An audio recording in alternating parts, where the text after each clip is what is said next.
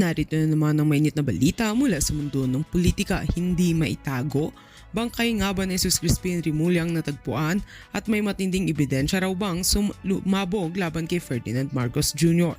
Umani ng matinding usap-usapan online ang kontrobersyal na balitang ito, ngunit ano nga ba ang totoong nangyari? Nag-viral kamakailan ng ilang social media posts at videos na nag-aangking may natagpo ang bangkay umano ni Secretary Rimulya sa isang hindi tinukoy na lugar. Kasabay nito may mga kumakalat ding aligasyon na may malalang ebidensya raw na maaaring magdulot ng malaking kontrobersiya laban sa administrasyon. Gayunpaman, walang inilalabas na opisyal na ulat o kumpirmasyon mula sa pamahalaan o sa pamilya Rimulya tungkol sa naturang mga claims. Dahil dito, marami ang nagduda sa kredibilidad ng mga impormasyong kumakalat online. Ayon sa ilang observers, mabilis talagang kumalat ang mga sensational na balita lalo na kapag may kinalaman sa mataas na opisyal ng gobyerno. Sa kasalukuyan, wala ring inilabas na payag ang mga otoridad hinggil sa umano'y ebidensya laban sa Pangulo at wala ring kumpirmadong investigasyon na sumusuporta sa viral na aligasyon. Patuloy namang nananawagan ng ilang netizens at media analyst na maging responsable sa pagbabahagi ng impormasyon. Mahalaga umanong hintayin ng opisyal na kumpirmasyon bago maniwala sa mga usaping may malaking epekto sa publiko at sa pamahalaan. Samantala, patuloy ding sinusubaybayan ng mamamayan ng anumang pahayag mula sa mga kinauukulan upang malinawan sa totoong kalagayan ng sitwasyon. Habang patuloy ang pag-init ng usapin sa social media, nananatiling walang matibay na ebidensya na nagpapatunay sa mga viral claims. Totoo nga bang may malaking revelasyon na yayanig sa administrasyon o isa lamang itong panibagong haka-haka online? Manatiling mapanuri at ugaling beripikahin ang impormasyon bago ito paniwalaan o ikalat. At yan nga ang mga balitang ating pagkakatutukan, at kung bago ka pa lamang sa aking channel, huwag kakalimutang mag-like, share and subscribe para updated ka sa mga bagong balita dito sa Tatak Pinas.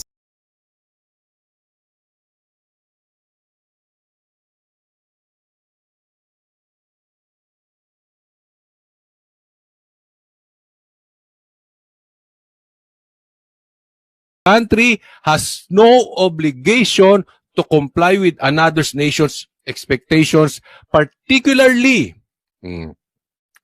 Sa madaling salita, sinasabi niya, wala kayong jurisdiction dito, wala kayong wala kaming obligasyon sa inyo.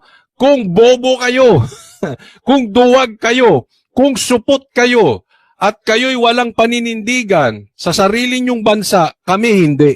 Parang ganito. Although, syempre, professional ang pagkadadali nitong mama na ito, Hindi po ito salitang kalye.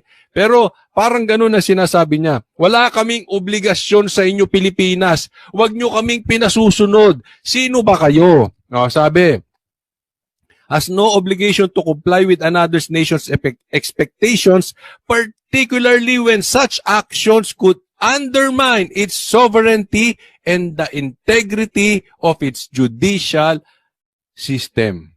Ayan. Ito kasi yung request, tatandaan nyo po may sinabi si Boying na hindi maganda itong ginawa ng Timor-Leste. Okay? Nagsalita siya ng medyo negative against Timor-Leste dahil nire-request niya si Tebes pauwiin. Alam mo, mas matagal pong bansa ang Pilipinas. Mas matagal po tayong merong soberanya. Mas matagal tayong merong kalayaan. Mas matagal tayong namumuhay ng sarili natin compared sa Timor-Leste. Di ba? Ilang taon lang po ang Timor-Leste. Pero tingnan ninyo, may bayag. May paninindigan. Alam mo yung ginawa ni Boying, nakakahiya po yun. Napahiya tayo sa buong bansa. Napahiya tayo sa buong mundo. Napahiya tayo sa ibang bansa. Ganyan po yan. Kaya alam nyo, itong ginawa ni Boying na ito, kasalanan niya to at damay ka dyan, Brad. Damay ako. Damay tayong lahat. Nagmumukha tayong supot. Nagmumukha tayong walang bayag. Lalo niya pang nilantad sa ibang bansa na wala tayong paninindigan. Wala tayong sariling tindig. Wala tayong sariling desisyon. Kasi yung ginawa kay Tatay Digo, masama na yun eh. yung ipinamigay mo, ang kalahi mo sa mga puti, yun talaga parang wala ka ng bayag. Pasensya na po, dediretsuhin ko na po Hindi na tayo magpapaligoy-ligoy. That is my opinion Wala kang paninindigan. Ganyan na po ang Pilipinas. Pero, mas matindi itong ginawa ni Boying. Kasi, wala na nga tayong paninindigan. Gusto mo pa, yung ibang bansa, ganun din. Wala ding paninindigan. Huwag mo sila, alam nyo, ganyan kasi yung alam mo yung may ginagawang kasamaan? Halimbawa, yung kaibigan mo ng bababae, yayayain ka niyan, para mambabae, para dalawa kayong babaero. Yung kaibigan mo, halimbawa, adik, gusto niyan mag-aya ng adik din. Yayayain ka niyan. Kaya mag-iingat kayo sa mga kaibigan nyo. You make sure na yung kaibigan ninyo, good influence. Dahil hahatakin ka talaga niya. Gusto niya ng kasamaan, kasama sa kasamaan. Ganito pa yung ginawa ni Boying. Palpak na nga yung ginawa kay Tatay Digong. Mali na nga, ginajustify pa nila, tapos gusto nila gawin pa ng ibang bansa. Talagang doble-dobleng kahihiyan. Sana huminto na si Boying dito. Hindi niya na inobliga yung wala siyang respeto sa Timor-Leste. Kung meron siyang problema kay Tebes, problema niya yun, gawan niya ng paraan. Pero wag mong obligahin, wag mong igaya sa'yo yung ibang bansa. Wag mong igaya sa atin. Wala tayong kalayaan. Wala tayong soberanya. Walang hustisya sa bansa natin. Ganyan po ang pagkakaintindi natin dyan Kasi kung may hustisya sa bansa natin, hindi dapat natin pinamimigay ang kalahi natin sa ibang bansa. So maling-mali. Double kahihiyan yung ginawa ni Nilantad niya pa. Nag-aya pa siya sa kasalanan. Pahiya tayo dito. Nagmumukha talaga tayong I have nothing against sa bakla, pero parang nagmumukha tayong bakla dito. No, hindi ko po, may mga kaibigan tayong bakla, hindi ko po ini-insulte, figuratively yan, sinasabi ni Boying. Pero ganito kalabasan nito, para tayong walang B. No? Wala tayong backbone. Para tayong nakatago sa saya. Sana matapos na yung mga ganitong kalokohan nila, dahil hindi lang naman silang napapahiya. Tayo din. Next topic po tayo.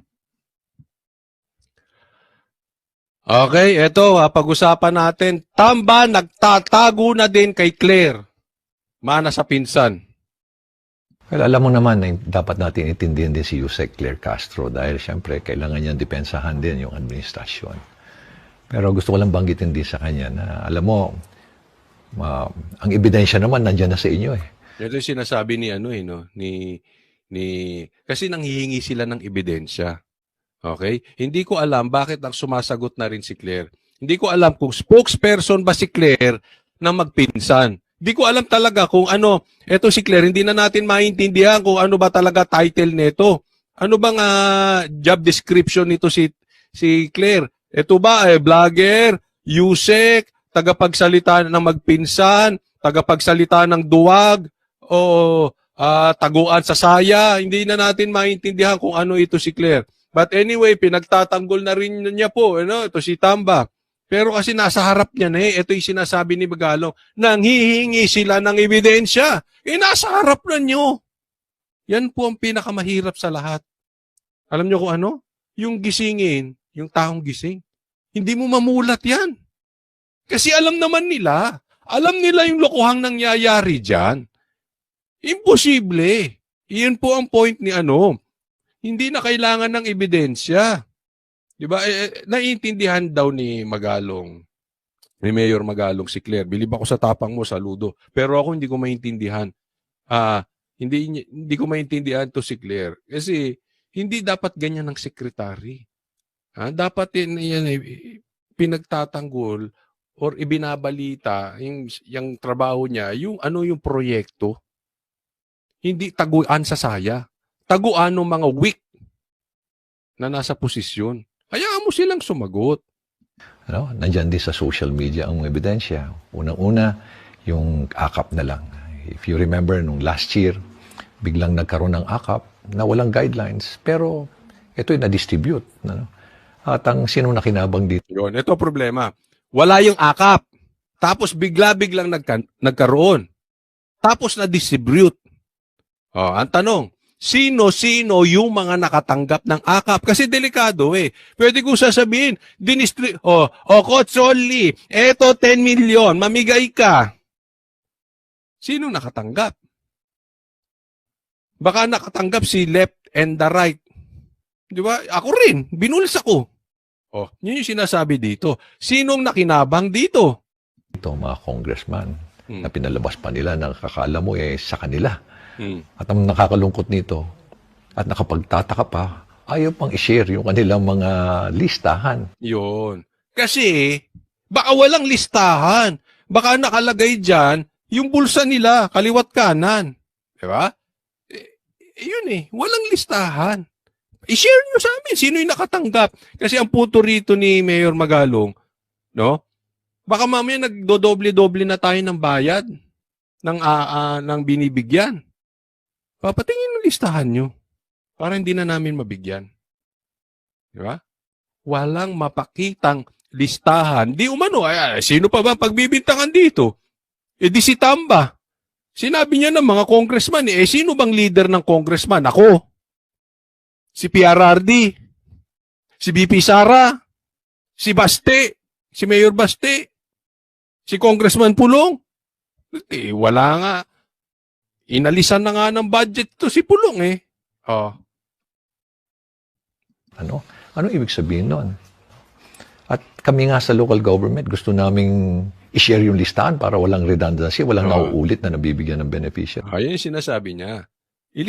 I-share natin yung listahan na hindi pa ulit-ulit, baka sila nakakatanggap. Baka mamaya, kamag-anak ninyo lang. O baka mamaya, gawa-gawa nyo lang. Baka multo yung nakakatanggap. Tapos yung mayaman kayo. Ako, delikado to. Pero sila, ayaw nila. At talagang puspusan nun, lalo-lalo na nung December. Grabe yun, ang bigayan nun. Grabe pala nung December, no? Sinamantala nyo December. Kung may Santa Claus, sa bagay, mukha Santa Claus talaga to si Tambaluslos Di ba? Kung may Santa Claus, sila din nag-Santa Claus at akala mo kung mamigay, akala mo pera nila. Eto Claire, eto masasabi ko sa iyo Claire, ha?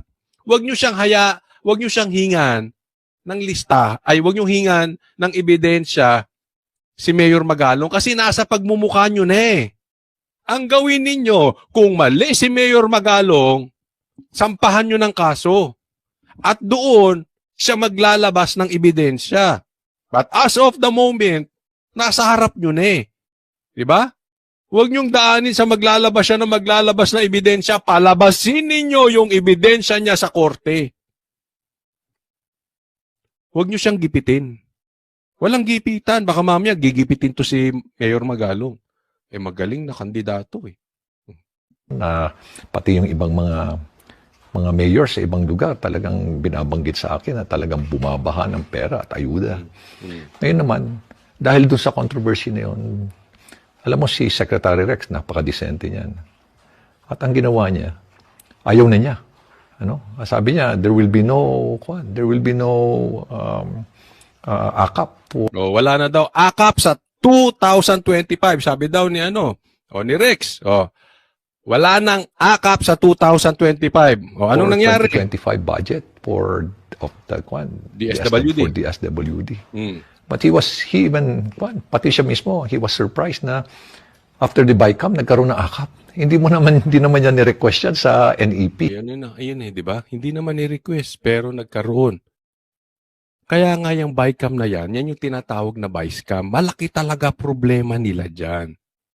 Alam mo, yung paglalantad ni Tatay Digong, nila Attorney Big, yung patungkol dyan sa BICAM na yan, isa yan, kaya binanatan si Tatay Digong at pinadala doon. Hindi lang, nagdududa ako kasi hindi nila magalaw-galaw si Attorney Big. Duda ako, may mga maraming hawak na alas si Attorney Big against Bongbong.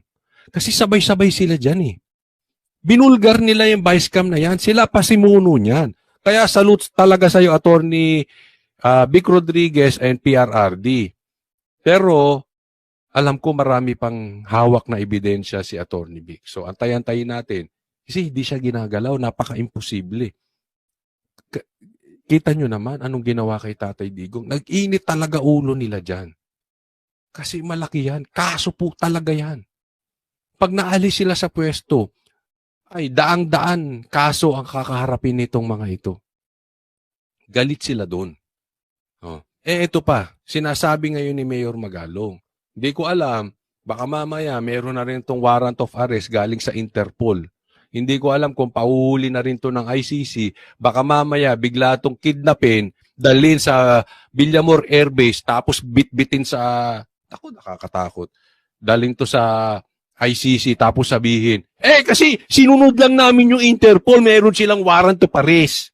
Wala pa naman desisyon ng korte kung paano mga-aresto. Hindi naman pa nadidesisyonan ng korte kung yung illegal, yung pagkaka-arrest to kay Tatay Digong. Kaya inulit namin. Ako sa nangyayari ngayon, everything is possible na sa Pilipinas ngayon. Hindi na ako magtatakang gawin dito kay Mayor Magalong.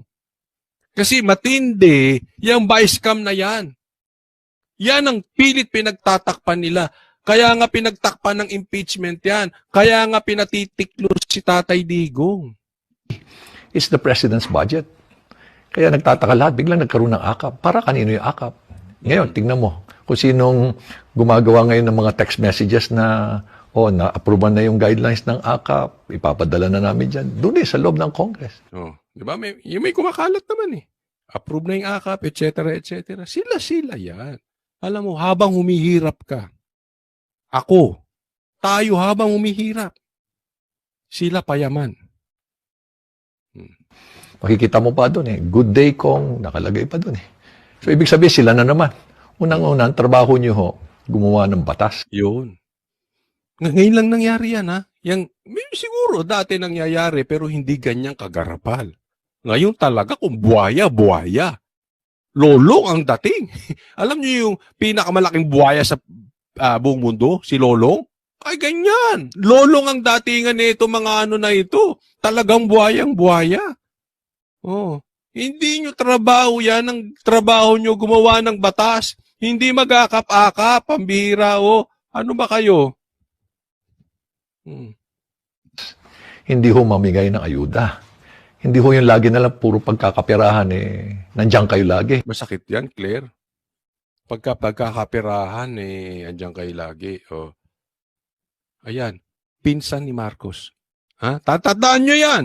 Sige, bumoto pa kayo ng Team Alyansa, Team Bongbong. Pinsan ni Marcos yan. Siya, bilang presidente, walang magawa. Anong klaseng presidente meron tayo? Nakasawsaw kayo yan basta pagkakapiraan. Okay, yung akap, nilagyan nila ng ilang 26 billion pesos. Hindi naman hinihingi. Binawasan nila yung agriculture, binawasan nila yung PhilHealth, wala silang nilagay sa PhilHealth, by the way. Ito, PhilHealth, no? Baka nakalimutan nyo. Tinanggalan yung PhilHealth. Wala silang nilagay sa PhilHealth. Tapos merong ayuda, merong akap. Diba? Grabe, no? Grabe ka, abusado. Baka nakalimutan ninyo. Isa po ang health na concern ng mga Pilipino. Do you know why Bongo is number 1 right now? Bukod sa pagiging kaalyado ni Duterte, given na po yan. Given na po yan. Okay? Pero alam nyo kung bakit?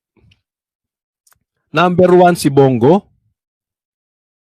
Talaga kasing maraming natulungan yung Malasakit Center. Legit po yun Kalusugan. Isipin mo, Pilipino, wala ka nang pera. Magkakasakit ka pa. Malaking dagok sa'yo yan. Wala ka nang makain. Magkakasakit ka pa. Tapos ka na. Kaya napaka-importante sa Pilipino ng kalusugan. Ito masama. Diba? Ito masama. Hinayaan pa nito mga lintikas na ito. Mawala yung PhilHealth para sa ayuda. Nagkamali kayo dyan. Nagkamali. Huwag niyong gagalawin ang patungkol sa medikal. Napaka-importante sa Pilipino yan. Ano? Pati yung defense, binawasan nila. Pati yung pension, binawasan nila. Pati DSWD, tinanggalan nila ng 4-piece, mga 50 billion sa 4-piece nila.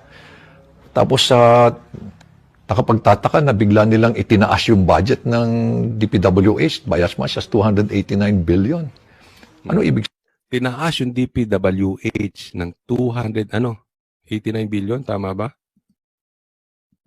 Nakapagtataka na bigla nilang itinaas yung budget ng DPWH by as much as 289 billion. 289 Ano ibig billion. sabihin nun? Nilagyan nila ng akap. Pero dinagdagan nila, bigla silang dinagdagan din nila yung kanilang DPWH. Oh. Naglagay ng akap, tinanggal yung sa PhilHealth, dinagdagan siya DPWH. Alam nyo kung bakit? Okay, bakit dinagdagan ng 289 billion sa DPWH? Alam nyo? Ito. Budget. Ano ibig sabihin nun? Simple lang ho yan. Ibig sabihin, pagkakapirahan na naman yan. Yung mga project na yan, alam niyo, yung mga project na yan, nakasawsaw na naman sila dyan. Basta DPWH, 25%, 35%, 40% ang kinukuha ho nila. Kasi yung mga proyekto na yan, okay? Yung mga ginagawa dyan, mga kalsada, etc., no?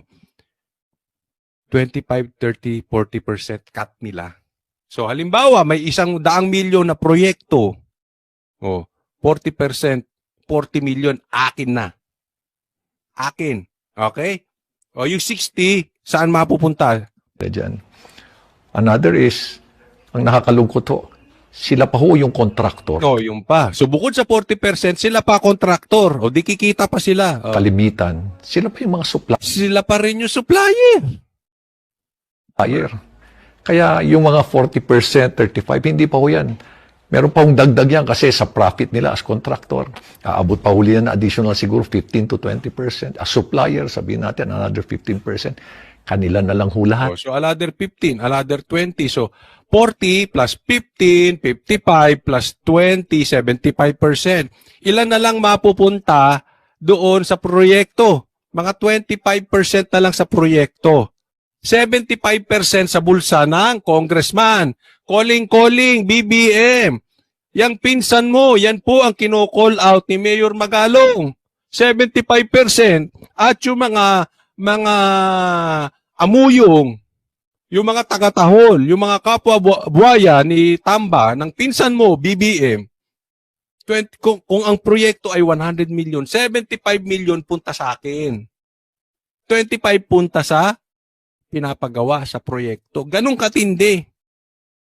Ganyang kabuakaw yung mga yan. Ganyang kabuhaya.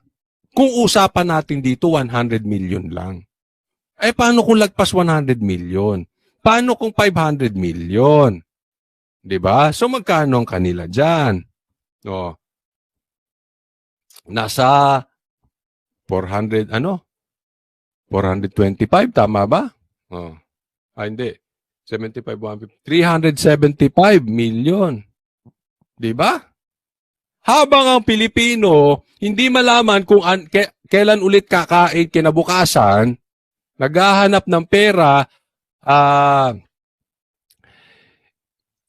hindi mapag-aral ang kanilang mga anak ng maayos, tapos mga ito kumikita ng milyon-milyon in a snap. Tapos bibigyan kayo kunwari ayuda. Bibigyan kayo 1,000. Yan po ang ine-explain ni Mayor Magalong. Huwag po tayo magpapaloko. No? Ganyan ho katakaw ang ating mga mambabatas ho ngayon. So, ganyan katakaw. Ngayon, pinagtatanggol pa ni Claire. Buti naiintindihan siya ni Magalong. Ako hindi ko maintindihan. Bakit mo ipagtatanggol? Nakitang-kita mo naman. Kasi sabi niya, nasa harap nyo na, kitang-kita nyo. So, ibig sabihin, for Magalong, alam ni Claire na ang pinagtatanggol niya mali. Kaya ako hindi ko maiintindihan si Claire. Ba't mo ipagtatanggol yung ganong klaseng korupsyon? Kahit ba trabaho mo yan Wala ka na rin bang dignidad sa sarili mo? Vlogger ka